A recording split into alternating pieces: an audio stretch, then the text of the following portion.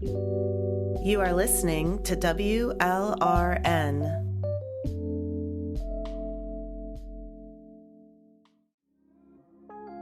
This summer, 2024 is hot with feminist conferences and camping events galore all over the U.S. Hi, I'm Ann Menashe, a lesbian radical feminist and a co-coordinator of Feminist in Struggle. We're hosting our first national conference at a beautiful site near San Diego, July 5th through 7th. We've called the conference Our Radical Roots, a women's liberation organizing conference. We will also enjoy good food, swim in the pool, sleep in comfortable beds, experience the wonderful folk music of WLRN's own Thistle Pedersen, and have plenty of time for political discussion and getting to know our sisters face to face as we build our movement and create a just future for women and girls. Our conference will feature feminist historian Max Dashew, Hilla Kerner from Vancouver Rape Relief, a lesbian from the LGB Alliance USA, ERA attorney Wendy Murphy, Amy Ichikawa from Women to Woman, which works with women in prison, and many more. So, if you are tired of U.S. patriotism and militarism led by patriarchy every July, join us in San Diego, July 5th to 7th. Let's declare our independence from the patriarchy and its bedfellow, capitalism, and walk hand in hand for women's liberation. You can register for the conference at FIS's website at feministstruggle.org. That's feministstruggle.org.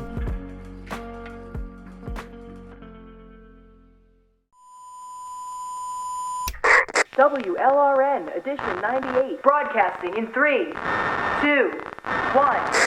I was born woman, off my knees I will stand for my liberation.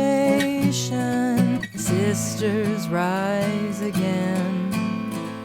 I was born woman, off my knees I will stand for my liberation.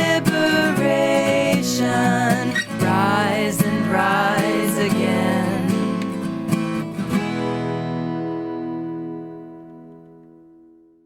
Greetings and welcome to the 98th edition podcast of Women's Liberation Radio News for this Thursday, June 6th, 2024. This is Aurora, biological feminist and reality enthusiast. This month's edition focuses on the culture of Michigan's women's summer gatherings on the land. We'll hear an excerpt of discussions that Jenna had with longtime MichFest participant and friend of WLRN, Donna Every, along with women's music and culture documentarian for the past 40 years, Toni Armstrong Jr. Donna illuminates the fest ethos of communal contribution, specifically within the context of the community of workers who not only showed up to build fest every year, but vied for the chance to do so among roughly 500 of her sisters. Toni discusses what women's community used to be in its heyday and how crucial face-to-face interaction, socialization, and organization is to that community. Both Donna and Toni, along with your sisters at WLRN and countless other women not featured on today's podcast, strongly encourage you to attend a women's gathering of some kind, be it on the land or elsewhere. While we're not starting completely from scratch, we do have a lot of rebuilding to do, and no way is as effective as meeting and getting to know each other in person. We close out today's show with a reflection that Donna Every wrote on the land in 2016, the year after the final Michigan Women's Music Festival, as read by Sekhmet Sheowl. The team at WLRN produces a monthly radio broadcast to break the sound barrier women are blocked by under the status quo rule of men. This blocking of women's discourse we see in all sectors of society, be they conservative, liberal, mainstream, progressive, or radical. The thread that runs through all of American politics, except for separatist feminism, is male dominance and entitlement in all spheres. To start off today's edition, here's Mary O'Neill with women's news from around the globe for this Thursday, June 6th, 2024.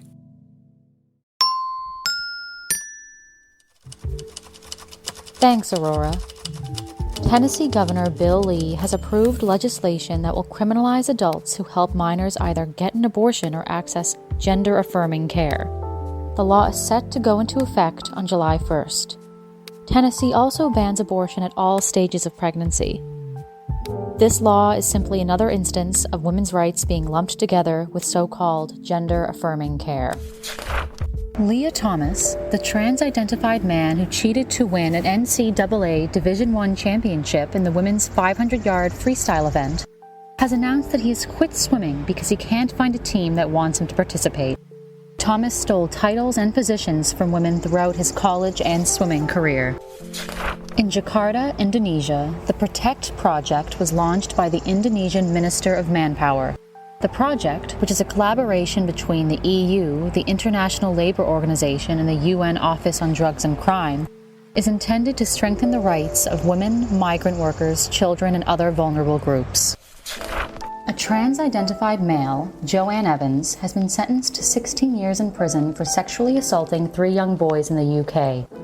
Lancashire police did not use pronouns for Evans, while media outlets referred to Evans as they/them, and recent policy changes in the UK prevent trans-identified inmates with male genitalia, or those who commit sexual crimes, from being housed in women's prisons.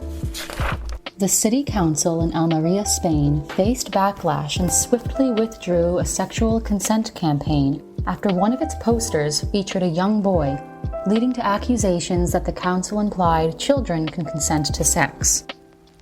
The campaign, funded by the Ministry of Equality and initially intended to highlight sexual violence, was criticized by public figures and political parties, prompting an apology and the removal of the controversial posters. The United Nations has revised its death toll for women and children in Gaza, now reporting 4,959 women and 7,797 children among the dead, with 10,006 men, due to incomplete data on around 10,000 additional casualties.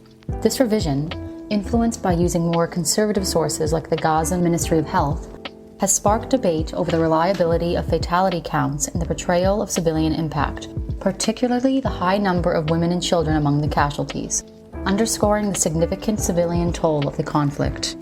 The Gazan Ministry of Health, like Gaza's government media office, which provided higher number of casualties, is run by Hamas.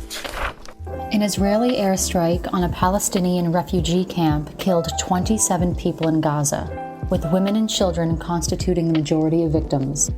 This is the death toll from just one airstrike, though countless others have been conducted by Israel over the last several months. The body of a German-Israeli woman was finally recovered from Gaza after she was killed during Hamas's attack on October 7th. Shani Luke was a 23-year-old tattoo artist, and following her murder, a video was shared showing her body being thrown into a truck and paraded through the streets. But her death is not how she should be remembered. Her mother said, "She was dancing the whole night. She was so happy. She never thought that there is evil in the world because she was a free spirit. She saw it only for a couple seconds." Shani will be laid to rest in a cemetery close to where her parents live. A man stabbed 4 girls, ranging in age from 9 to 17, in an AMC theater in Braintree, Massachusetts. He then went on to stab 2 others at a rest stop in Plymouth before he was taken into custody by Massachusetts State Police in Cape Cod. While all victims are expected to live, the mother of 3 of the girls who were attacked said of her daughters, "They don't want to go to the movies ever again, shaken up. But I think they are terrified that they could just go to a movie on a Saturday night and this could happen. Someone could just walk into a movie theater and someone could do this." In nearly all cases, that someone is a man. The passage of the Absolute Divorce Act in the Philippine House of Representatives, hailed by women's rights advocates, marks a significant step towards legalizing divorce, aiming to liberate women from abusive relationships and restore their dignity. However, the bill faces substantial opposition in the Senate from conservative lawmakers and Catholic groups, who argue that divorce undermines family unity and societal values, despite existing annulment and legal separation options being inadequate and costly for many women trapped in unhappy marriages. The conflict in Sudan has severely impacted women and girls, increasing their vulnerability to hunger, displacement, and sex-based violence, with incidents of sexual violence rising by nearly 60%. CARE International's report emphasizes the urgent need for sex-specific humanitarian aid and services, highlighting that 8.5 million displaced individuals, including 150,000 pregnant women, face dire conditions with limited access to care. Yet, despite these challenges, Sudan's CARE Country Director said, amid the conflict, wrenching displacement, rampant hunger, and the looming threat of famine, women are at the forefront in responding to the crisis. Immediate action and increased support are crucial to address the escalating crisis and support the vital role of women in the response. Claudia Sheinbaum has been elected as Mexico's first female and Jewish president in a landslide election. Sheinbaum is a climate scientist and former head of government of Mexico City. Though her win is a triumph for women, there is concern that despite her background in climate science, she will not help Mexico achieve the necessary decarbonization targets. Her predecessor, President López Obrador, backed massive investments in fossil fuels, and it is expected that Sheinbaum, despite contributing to the Intergovernmental Panel on Climate Change, will continue on the same path. Regardless, this is a significant victory for women as she has shattered the glass ceiling in a country with one of the highest rates of femicide in the world. That concludes WLRN's World News segment for Thursday, June 6th, 2024. I'm Mary. Share your news stories, announcements, and tips with us by emailing info@WLRNmedia.com and letting us know what's going on. Hey sisters, your devoted WLRN collective has been invited to 2025's Philia Conference in Great Britain, and nothing would make us happier than to be able to attend and report back to you about all the goings-on at the conference. The last conference took place in 2023. Next year's promises to be just as exciting and informative with talks and workshops from current feminist minds and advocates. We're asking for your help, dear sisters, in getting to Philia in 2025. We could use donations for airfare and accommodations for Thistle, myself, and Aurora, and our press passes will get us in the door so we can give you access to the best of the weekend among radical feminist hearts and minds. If you'd like to help your grassroots, volunteer-powered women's community radio station make it to the Philia Conference in 2025, head over to WLRNmedia.com and click on the donate button. Any amount you are able to donate is graciously appreciated. We are blessed to be able to do this work for you, sisters. Thank you as always for listening to WLRN.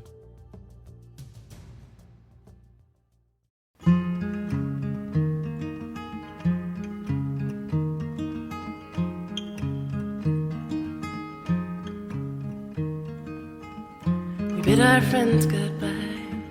We promised we would write them and headed north up 95. Into the great unknown we turned up our stereo and felt so reckless and alive. We didn't know who we would be. We didn't know where we would end up when we headed down that road. A little food and our guitars in the backseat and that old cello, the one that would get stolen in a town in Idaho. And it's a long way to Michigan and back, and it's a long way. 'Cause it's a long way, clouds upon our backs, and it's a long, long, long, long way.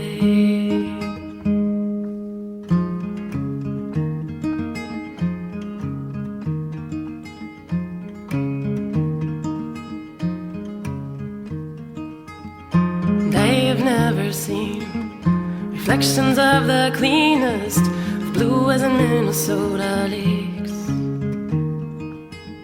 Those were the longest nights of wood smoke and northern lights as we talked until the morning came.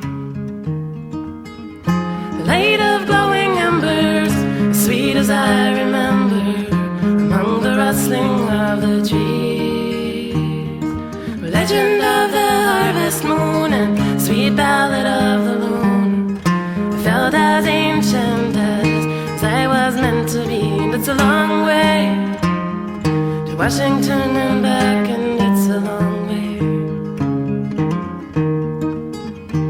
'Cause it's a long way, the clouds upon our backs, and it's a long, long, long, long way.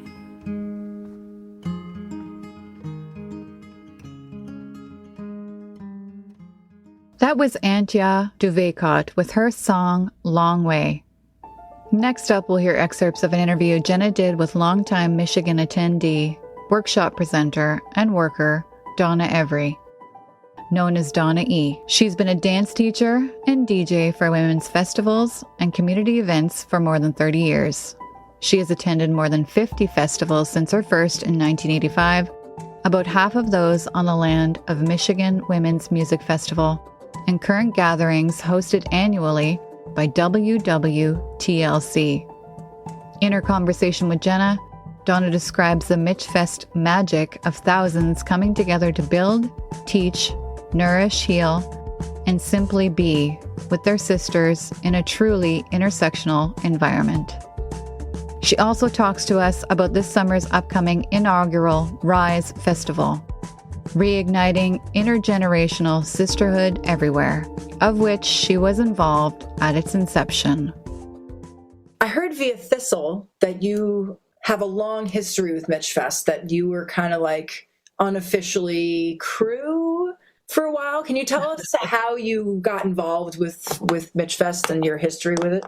Yeah, I lived in the Midwest, in the Twin Cities before I came out after college, and I immediately headed out west. And I had heard of Michigan and heard of the National Women's Music Festival. Never made it there as a straight feminist identifying woman. And as I moved west, I came out as a lesbian and was invited to my first festival in the mid 80s in 85 to the West Coast Festival, which was one of the more successful spin-offs from someone who was inspired by Michigan. And then after that first year, I decided I had already been coming back to visit the Midwest from out on the West Coast, and decided to start going to Michigan. So my first one was in 1986. And that was the beginning. After the first 10 years, it went from 76 through 85 were the first 10 festivals.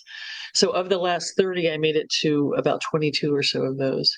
So around the time, let's see, I moved out to Seattle in the mid 80s.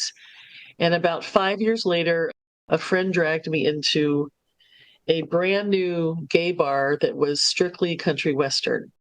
And I was dragged kicking and screaming because I swore that I did not like country music. And this was about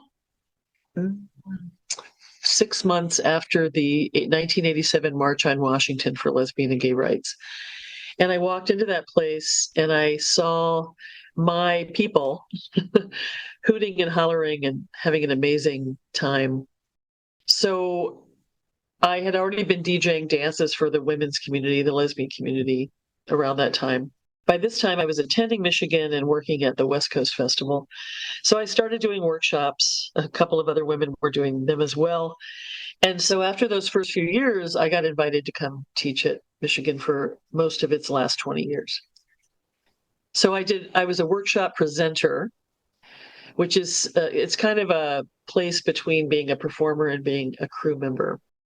And then by the last years of it, I was a full-fledged crew member, which a lot of women did for many, many years and decades in the same role year after year. What was your workshop topic? I taught dancing. So when the festival started, they did, I might be misspeaking here, but it was like a 5-day festival. You'd come in the middle of the week and they'd have several nights of music concerts and just a huge schedule of workshops all weekend.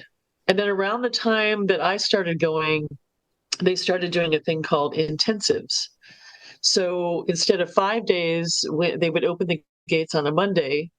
Women would come in who wanted to come early and get settled. And then on Tuesday and Wednesday, they would have half-day and full-day intensive workshops on everything from walking on stilts to survivors of childhood abuse to dance lessons in my case. And around the middle of the 90s, when I thought I was probably not going to do it much anymore, Lisa Vogel, the producer of Michigan, came calling. We had mutual friends, and she found me and called me and said, I'd like you to come teach. So it wasn't until the mid-90s that I started doing workshops there. And then I did them for, again, most of the last 20 years of the festival. Mm-hmm. How did MichFest inform and strengthen who you are? You went for 22 years. That's a long time to like be committed to going to this thing. Yeah.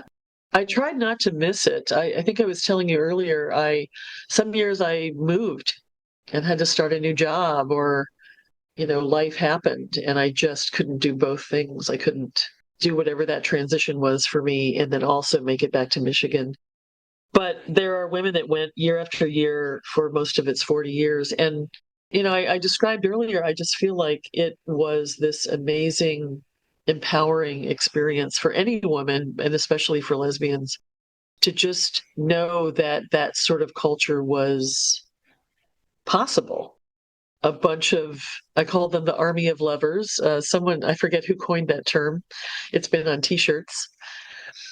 It's sort of how I described this army of volunteers, actually, who came together and created this amazing thing. And back in the 80s and 90s, I would call it a very international experience. Like, women came from far, far, far away across the pond and beyond to experience it.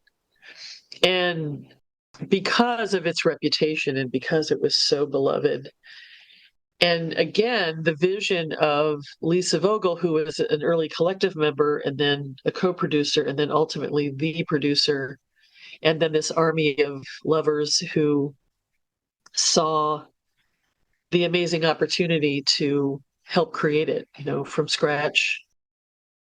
I met my first lesbians at Girl Scout camp when I was a teenager. I was a counselor in training. And then about 7 years later is when I came out, and then I discovered festivals soon after. And I remember thinking, like, if you worked at Girl Scout camp, you couldn't go to a festival because they always overlapped. But I remember thinking in the same way. We would go to the site of our camp. We would work really hard to get it ready. We'd have this explosion of young campers, girls coming for a summer. And then we would tear it all down, put it in storage, and put it back to bed for the winter. And it was kind of that way with the festivals as well. A lot of work, like up to 4 weeks of work of building stages and putting tents up, and the incredible amount of work that it took to get ready. This explosion of women showing up and then again taking it back down to the earth and back to scratch. What makes the festival run, though, is the hundreds. I think I counted 500 or more on several years. The women that apply for a space, it was actually competitive to get a spot to come be a worker.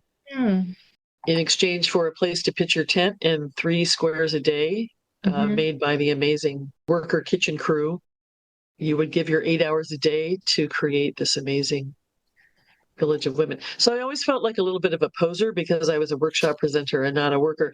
But in the final years, as my workshops were sort of pared back a little, I was finally able to get a few years of working on crew.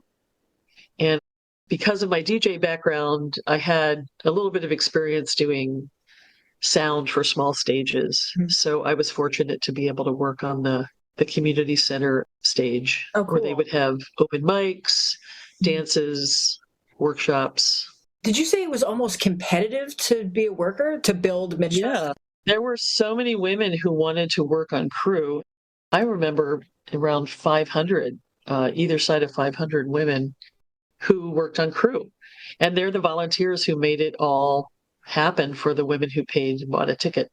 But I remember at the time that I had the great fortune to be a workshop presenter, hearing about a lot of women who would apply, and it was very competitive to actually get a worker position.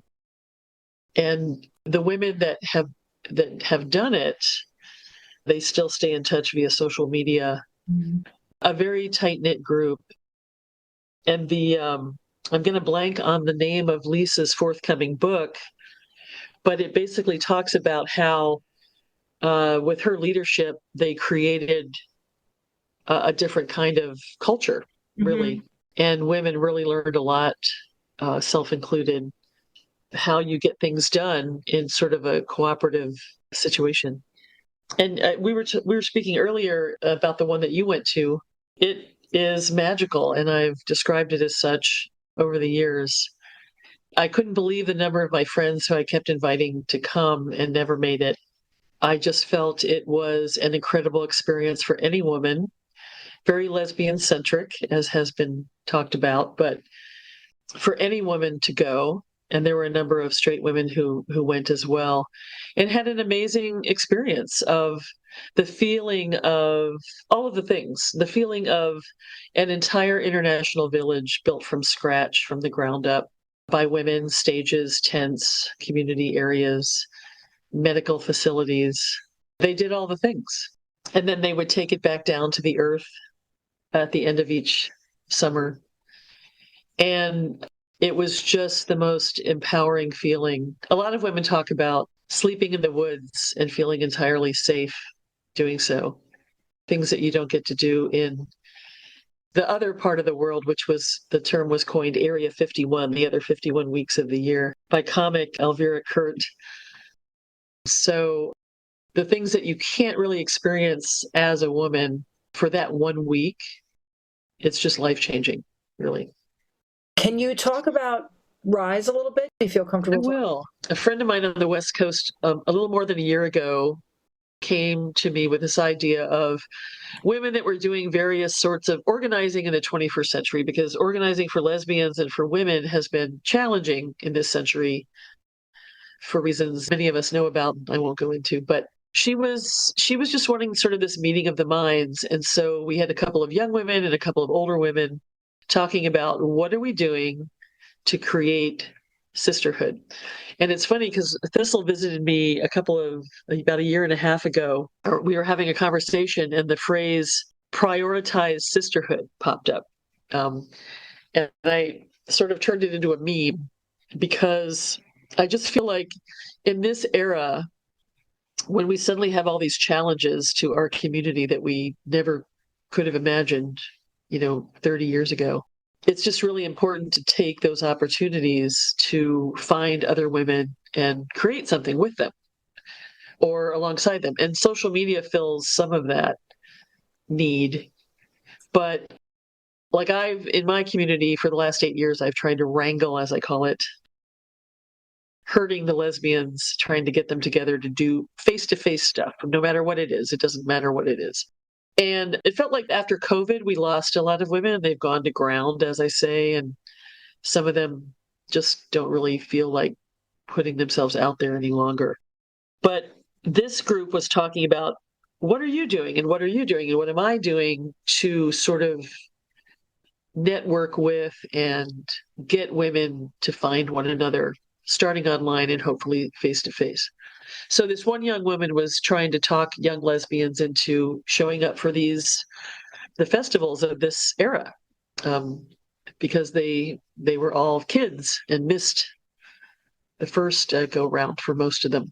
And so out of that conversation of these young women and older women, self-included, we started talking about, well, what if we took advantage of this amazing infrastructure that WWTLC has created and had a gathering. And of that group, we sort of formulated it, decided to go for it, apply for it, put forth a proposal. And then of that initial group, what I called the think tank, life happened, various things happened, and some of those women had to step back. And before one of them left, she got these other young women involved. And so I was working with them from about November through February. And at that time, I realized I could not make the commitment to see it through to the summer for various reasons. But what was really great is that before one of the initial women left, she recruited these other two young women. And I was very pleased with what I was hearing and feeling from that group that was talking about creating this new event called Rise. And we were just playing around with different acronyms and came up with reigniting intergenerational sisterhood everywhere. And when I made the painful, difficult decision, but it felt right to say, I don't know that I can see this through to the end. What are you two thinking? I had this feeling that they would want to continue. And there were some tweaks made because we're coinciding with the Women's Performance Initiative, which is an amazing, amazing event by two wonderful women who produce it. Two of the kindest women I've ever met, who just have endless energy and bring together this wonderful team of performer coaches for women who either already are musical, but also women who always kind of wanted to and never maybe got around to it. And it's just a chance to really shine and learn a new skill or take a skill you have and really, really work it. So those two events are happening side by side, and they made the decision also to work more in concert with one another. And so even though I had mixed feelings about departing from that producing team, I've been observing from afar, and they seem to have a really good attendance. Lots of women showing excitement about showing up for it. And as I was telling you earlier, there's this great workshop component of the intergenerational connection for lesbians and other women allies, but also the wonderful musical component from WPI. They call it band camp for women. And I think it's going to be, like all of the events, it's going to be fabulous. And I feel good about my part in helping to launch it. Mm-hmm. And I felt good about leaving it in good hands. And I'm seeing those women really run with it and shine, and they're going to bring it to fruition. So that's pretty cool. If anyone's listening and has not been to, they don't call them festivals, the ones on the Michigan land, they call them events. They're not exactly the size of a festival, but they are gatherings of women, and whatever size they are, whatever they look like these days, you should get yourself to one, because it is, I said earlier, I think it's life-changing. It will affect you deeply, and you may never want to stop going if you make it to one. So if you've never made it, I really encourage anyone who's listening to get yourself there. Do you have anything else that you want to add to say to our listeners who are mostly lesbian and radical feminists? I'm one of your sisters. I've been with you online and in person in this new era of challenges that we're facing. And my original thought of doing something like this was to get us together face to face. There's another wonderful event happening out west. I won't announce it, but if any women contacted you and were interested in an event that's happening kind of in the California Pacific Northwest zone, also in early July, they can contact you. You can put them in touch with me, and I can give them information about that event as well. But it's a chance to these women that we interact with online all the time, to see them face to face, to feel that sisterhood, to feel the power of and the safety of being out in the middle of the woods with amazing music, amazing thought-provoking workshops, and the wonderful company of women to really charge your batteries. I used to say every year, if I didn't make it back to the festival, I felt it by 6 months later. But the years that I did go back, it totally charged my lesbian feminist batteries and helped me to get through the whole year until the next one. So highly, highly recommended. And I hope women that especially have never made it will give it a try.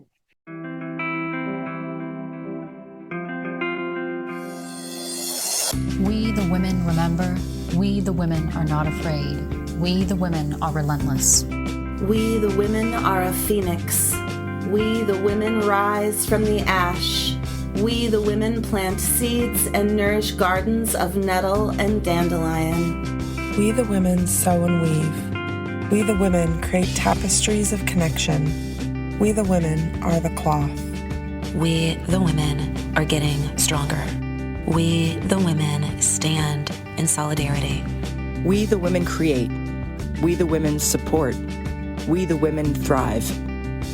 We, the women, cast roots in rich soil. We, the women, lean together, blades of grass to make the meadow. We, the women, catch sun and flower. We, the women, fight back. We, the women, love. We, the women, prevail. We, the women, will gather July 19th through the 21st in the Pacific Northwest. Hi, this is Heather Scalzi, We the Women event organizer. Thank you to WLRN for promoting our event, sure to spark the fires of change in our women's movement for our sex-based rights. Come to the beautiful Pacific Northwest this summer over the weekend of July 19th through 21st. To get your ticket, visit wethewomen.world. That's wethewomen.world. WLRN founder Thistle Pedersen will not only be in attendance at We the Women, but also performing her original music for you, sisters. Be sure to say hi when you see her and don't miss her set. From across the femisphere to women worldwide.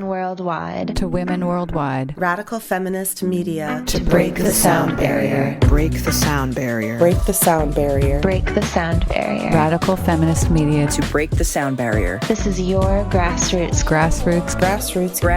Community radio station. This is your radio station. Women's Liberation Radio News.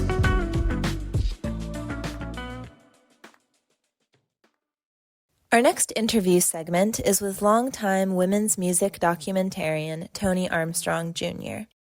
Toni has been a lesbian activist and promoter of woman-identified music since the 1970s. She's nationally known as a producer, photographer, musician, creator of networks, publisher, and overall expert in the history of women's music and culture. Toni's is a herstory of building community by connecting women to each other. She also talks about how she approaches being a lesbian separatist within a patriarchal world. Take a listen. Give me an overview of your place within the music scene and maybe your own relationship with Michigan and your time there. My first knowledge of women's music was when Meg Christian's album, I Know You Know, came out in the mid-'70s. And I was in college at that point, going to school at Illinois State. And I was very involved with the new post-Stonewall Gay Student Alliance and that kind of activism. And nearby was the University of Illinois, really only an hour for us. So we knew a lot of the women that were there. And in 1974 was the very first National Women's Music Festival. As a matter of fact, it was happening 50 years ago today. So that is pretty cool.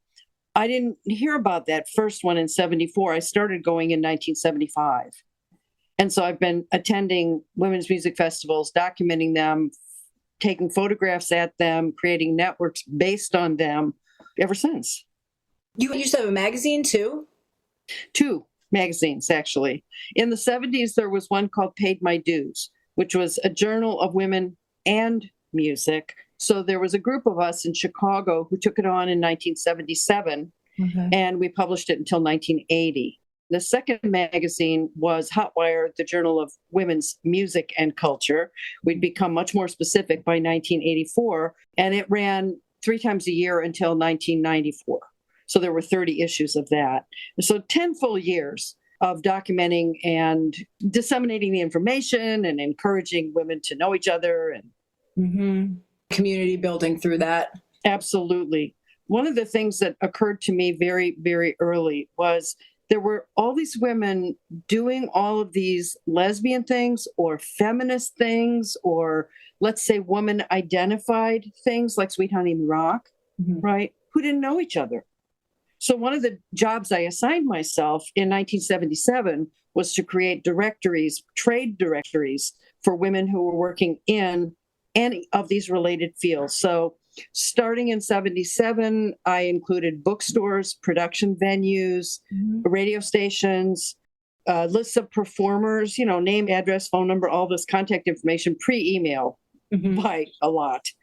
And trying really hard to create culture as opposed to just, okay, so we have a couple of festivals and a couple of women's music production venues that aren't connected as a giant network, which is what ultimately happened, Absolutely. So you facilitated the connections between bands, production houses, sound people type of thing? Yes. The directory that I published became so big and thick by 1995 that I just couldn't do it anymore. And we still didn't have a way to do it online. It was massive.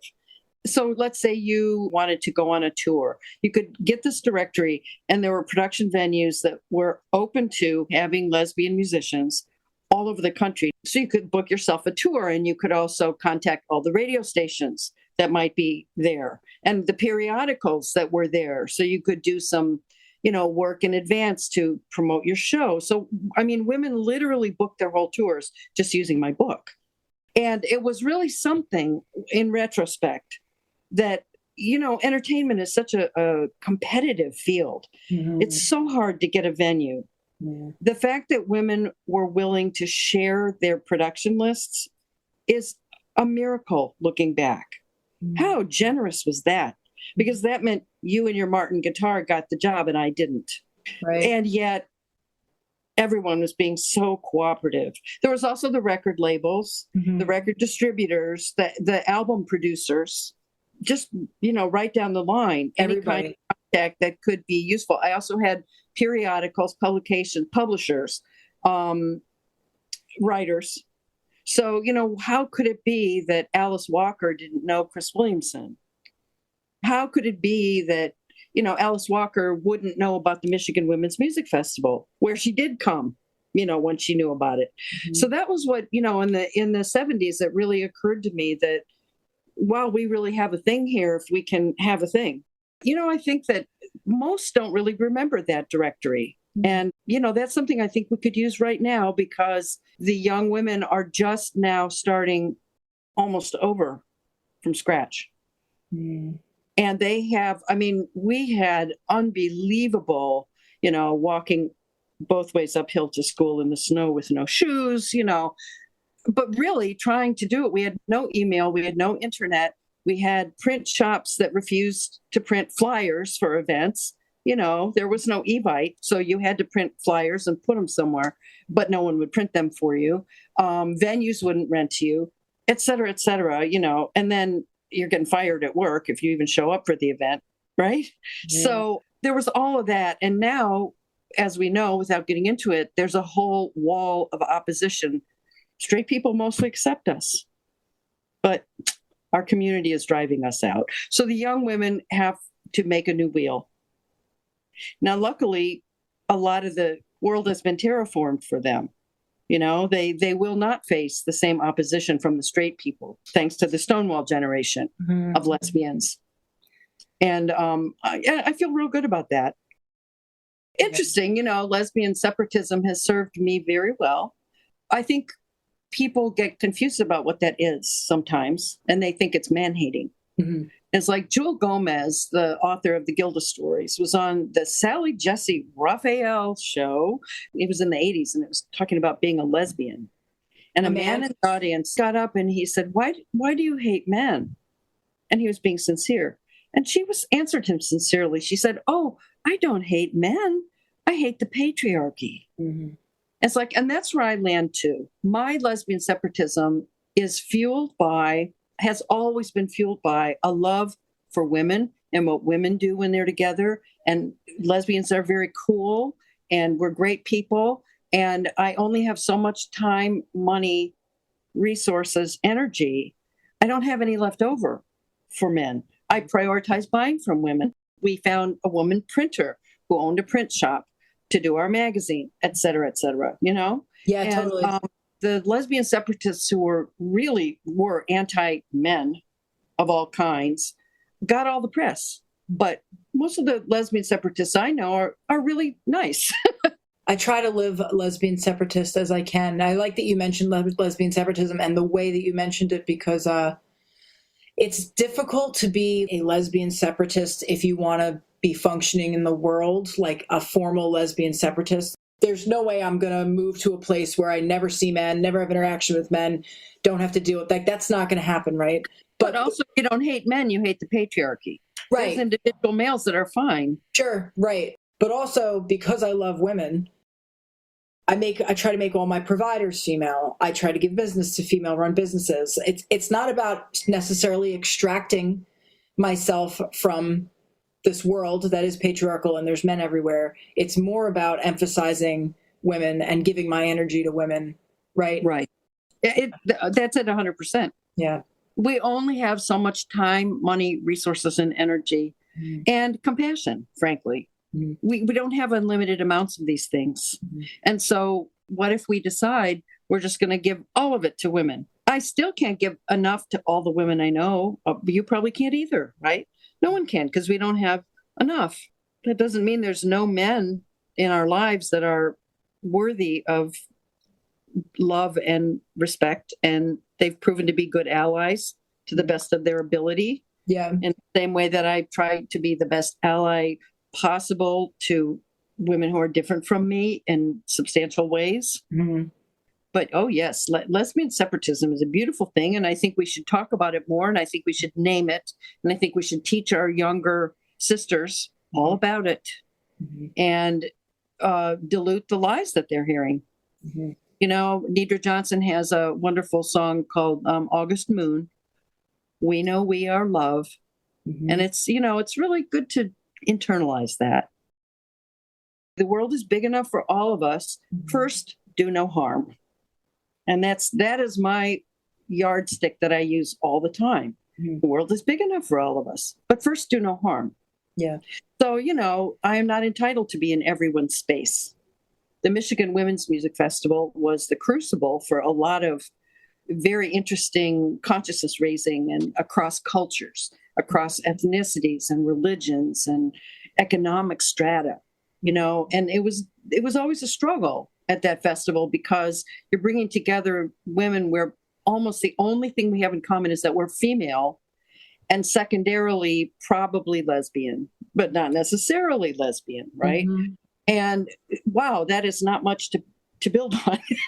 You know, all ages and races and religions and all of these, you know, professions and working issues and such, different politics. Mm-hmm. So having those conversations across the divide over many decades has been so valuable. Mm-hmm. And not just for me while I'm working in lesbian community. I was a high school teacher for 30 years, a special ed teacher in a public high school outside of Chicago. And we had 52 languages spoken in our school. We were a language minority school, which means less than half of the kids speak English as a primary language at home. But there were 52 languages. And one of my jobs was to find interpreters for the meetings that I had to hold and document for the special ed students. So I was so much more comfortable with that because I had been to Michigan, because I had lived in lesbian community where I'm expected to respect other cultures. And if I don't know about them, that's on me. That's not on that culture to teach me. There's books, there's movies, go do your homework, you know? And I think that that's something that we have as a cultural value, lesbian feminist cultural value. Learn about each other, call each other in, don't call each other out. And so when I would go to work every day, I really was prepared, thanks to lesbian community. So I'm very committed at this point in time to what has evolved on that Michigan land since the Michigan Festival came to an end. After 40 long years, delightfully struggling, wonderful years, it finally did come to an end. And there were several groups of women that were thinking about buying the land, because the idea that men were going to have it to frack it and log it and do all these other things they would do was just unbearable. You know, I mean, so many of our beloved women's ashes are there, have been being put there for decades. It's a sacred space. I finally threw in my lot with a group of women that would become We Want the Land Coalition. Mm-hmm. The land was appraised at between $2 and $3 million commercially. So Lisa Vogel, the woman who owned the land and had run the festival, agreed to a $1.5 million contract spread out over 8 years. And she got a conservation easement on it with the Michigan agency, and I can't remember the exact name. It's but they do the conservation easements. And what that means is two really critical things. Number one, if we cannot hold this land for women and girls forever, nobody can do anything to it, because we have saved her, the land. The second thing is it reduces the real estate taxes every year. So it makes it more sustainable for women and girls forever. So WWTLC, We Want the Land Coalition, became a nonprofit with a board and an advisory board and volunteers. And we have never had any corporate support, any big celebrity rich donors, any grants really of size. And we have made 7 of 8 payments because women like you and me. Yeah. So the goal when we got going was to be able to have events every summer, but not have to repeat what happened to Michigan, which was it had to be all things to all women for 1 week. Now, people tend to focus a lot on the so-called policy, trans policy. Yeah. First of all, there never was one. I worked in the box office. I know for an absolute certain fact there was no such policy. Because a lot of misinformation. It is misinformation and just a lie that's repeated and repeated. Over the years at Michigan, that was just one thing. There was, struggles around boy children. At what age should they not be allowed to be at the festival? And what do we do with the moms who have boys between, say, 5 and 10, Okay, so a camp was started for them, Camp Brother Son. What do we do about the fact that the public displays of BDSM play were upsetting women? Okay, well, we'll establish the Twilight Zone. So many things. It's upsetting to the women who are trying so hard to be clean and sober to have all the drinking and the drugs and everything. I mean, in the very beginning, when it was on the old land, we're going way back now, women literally had handmade signs on their tents that said pharmacy. Like I said, we were the just say yes generation. And so as the clean and sober movement began to come into lesbian culture, clean and sober spaces were created. So I think had we not had outside interference, something positive would have happened, So we fast forward, the festival's now gone. Okay, we've made an agreement, we're going to buy the land. Now what? We don't want to recreate the same exact dynamic. So the thought was to have 1 week events, and the producer of the event would set her intention, whatever that might be. So we've had as many as 6 weeks on the land. This year we have 3. The first will be a clean and sober week, and also singing and playing on the land. So there's workshops, and there's archery, and there's sacred singing, and there's all these different things like that going on in a clean and sober environment, so the women can finally enjoy this land and enjoy every event without having to smell weed and trip over a beer bottle. And they don't even have a raffle for the women who have like gambling addictions and they're trying to get over. So that's week 1. Week 2 is called Big Mouth Girl.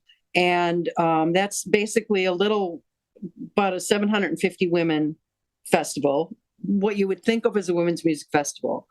Performances, day stage, night stage, workshops, and so forth. And then the third week is a combination of 2 groups. One is called Rise, which is an intergenerational conversation. The whole thing is set to be interactive and intergenerational, along with WPI, which is women playing instruments. Think band camp for lesbians. And, what happened at band camp that one time. So I'm surprised you know what happened at band camp that one time. So there are 3 really different kinds of events. And there's been Magical Mystical Fest in the past. There was Fern Fest, which was trans-inclusive. Magical Mystical Fest was also trans-inclusive.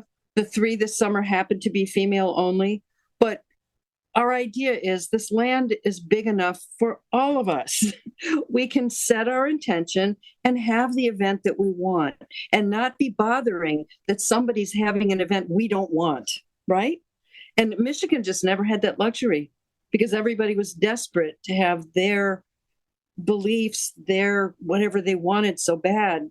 And so, this is working out really, really well. And we've been avoiding any kind of boycotting or negative anything coming from the outside because why?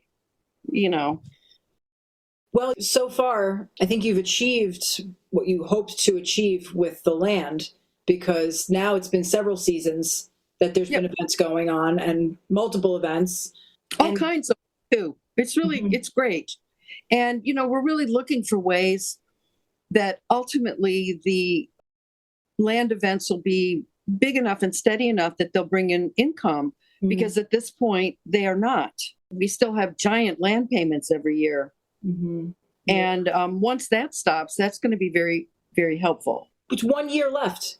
Yeah. Can you believe it? That's incredible. Wow. I can't say enough praise for the women of WWTLC.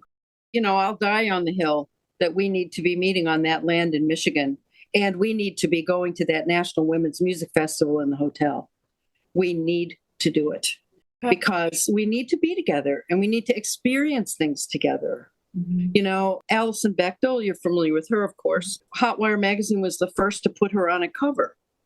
She was just a cartoonist at that point, and we loved her. And every summer at Michigan, the Hotwire booth in the vendor area was next to her booth that she was selling stuff, Now, of course, she's gone on to be amazing mainstream success in the New York Times and a Broadway play and all of this stuff. And it's like, but we sat next to each other as vendors when we were young. This kind of thing you can't get with a Facebook friendship, or a Reddit thread. Or let's go down a discourse rabbit hole. I mean, it's like you have to know people and to be able to build something together, and especially when you're trying to do business and there's not a lot of money involved. So what is it that you're getting out of it? Some of it is you're promoting each other to make your dreams come true. You have to know someone to want to do that with them. Do you have anything else that you would like to add for our listeners who are mostly lesbian and radical feminists? Yes. Don't give up the word lesbian. Don't give up your hope. Remember what we faced before Stonewall and after Stonewall, the wall of no about lesbians. We're sick, we're sinful, we're criminal, that was all real charming. And let's not forget that wall of no. There's a new wall of no, but we've done this before. Hey, we've done this before. And by the way, we can pull back into our lesbian separatist space. And not because we need to heal and we need to be safe, but because it's a blast. We love each other and we love learning from each other and experiencing things together and making music and theater and dance and all this together, listening to, DJ Donna Every spin her platters, as it were. And we love all of this. And so if things get really hard out there, don't forget, sisters, just pull together some sisters, find your way to carpool up to the land or up to Madison or whatever festival is closest to you. And just, here we are. I would also say for the older listeners, and actually for the younger listeners too, our history is being erased quickly and pretty effectively. But there's ways around that. And that is by archiving our stuff and making sure we get it to somewhere that appreciates lesbian feminist culture. There's the June Mazer archives in Los Angeles. There's the Michigan State University collection, Sophia Smith. And at Radcliffe, they have, I think, Schlesinger Library. Those are 4 really good ones to get our stuff somewhere permanent. Lesbian Herstory Archives is really pretty full. But what everybody's looking for is correspondence. So sisters, take out a pen and paper. Don't just do an email. Write somebody and keep somebody's letters, because 100 years from now, it's going to be really fascinating because so much of us has been erased. So what are we sending in a time capsule to the lesbians of the future? Save your stuff, organize your stuff. All of it's a treasure. And the stuff that you can let go of, send to the land sustainment shop. Somebody else will find it to be a treasure. And, let's make sure we're not forgotten. This is Joe Brew, and you are listening to WLRN.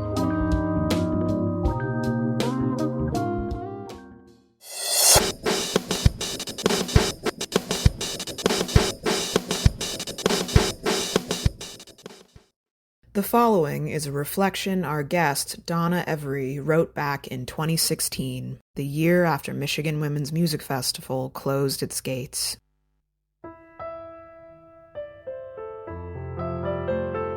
Friday, August 5th, 2016, 10:30 a.m. I'm sitting at my former campsite for about 22 years in the Michigan woods, surrounded by oaks and ferns on a beautiful, clear, breezy morning. Today should be about halfway through the festival, and I'm camping nearby with one of 5 groups of pilgrims who wanted to reunite this week. A lovely, diverse group that includes 2 longtime festival friends.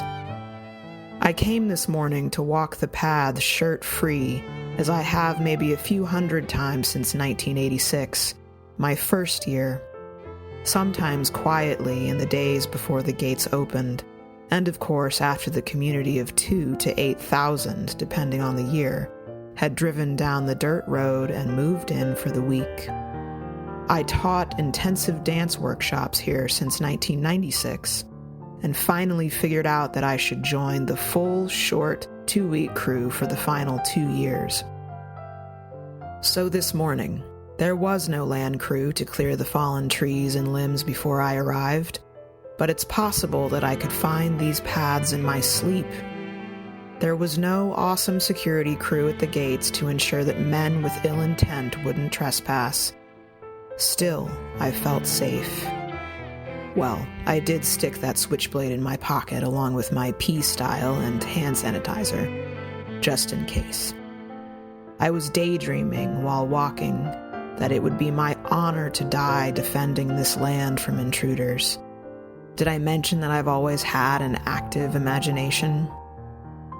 But I digress. Also on the paths were errant ferns, stubbornly sprouted through old wood chips, and in spite of millions of lesbian and female footsteps over 30-plus years on this land. And in the silence, listen. There's the night stage sound check, reverberating over these 650 acres. There's the quiet murmur of women, enjoying their lunch under the trees near the watermelon pile. There are the massive fire pits, kept burning over 1 week, and from which I never tasted a burnt morsel in 30 years. There's the sound of shoes scuffing the dance floor at the August night cafe, while on-looking sisters sip their morning coffee from the saints. Down near the triangle, there's the busy unloading of women and their stuff from shuttles, the shouting of a volleyball game, and amplified voices from the One World media tent. There's Holly near talking to a packed meadow about being a lifelong singer and activist. I hear Reverend and playwright Carolyn Gage leading the lesbian tent revival. There's the workshop to practice radical listening while discussing the intention of the festival. Later tonight, I'll drift off to sleep to the sound of the drumming circle around the fire pit, or a Girl Scout camp song sing-along, love-making in the woods, or the DJ'd dance tunes echoing from the community center. I used to describe this to Area 51 folks, and of course to sisters whom I sought to recruit, as an international village of thousands of us, built from scratch, from the ground up, then taken back to the earth year after year. Today I saw it for the first time in that purest of forms. I journeyed here this week for a taste of this, camping down the road and near the lake with festival sisters, needing that connection, and to walk these paths one more time.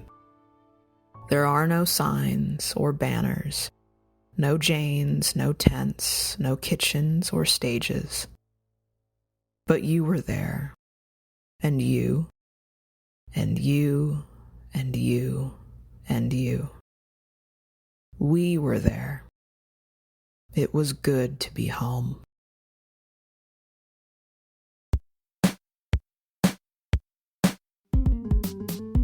Thank you so very much for listening to WLRN's 98th edition podcast on women's music and community in the Michigan woods. WLRN would like to thank our guests this month for speaking with us.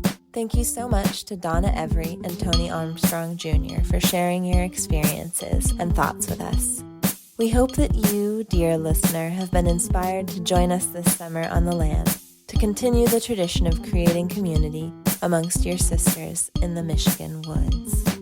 Until next time, this is Aurora Linnea signing off on another WLRN podcast. Hey, it's Thistle. Looking for women's community this summer? Join Jenna and me at the Rise Festival on the land. We'll be setting up along Old Workshop Way with a WLRN banner and tent for TERFs to meet and greet while enjoying the festival. We'd love to see you, so stop by and say hi. And if you like what you're hearing and would like to donate to the cause of feminist community radio, please visit our WordPress site and click on the donate button.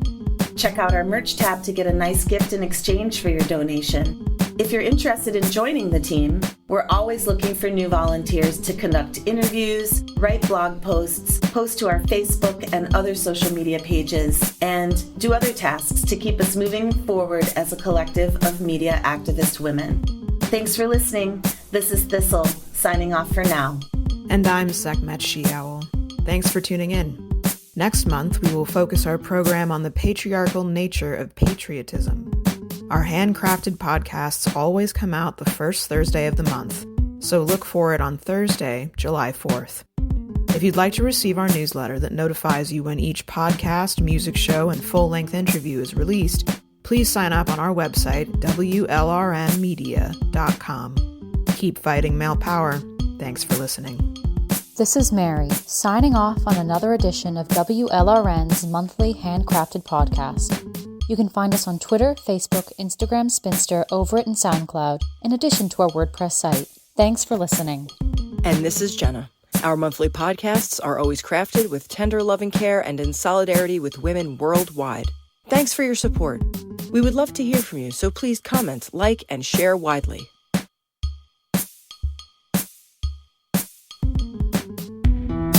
But how will we find our way out of this?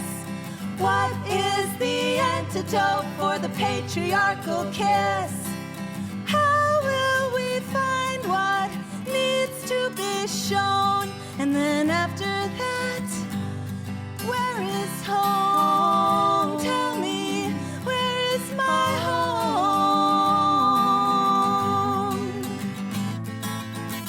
'Cause gender hurts.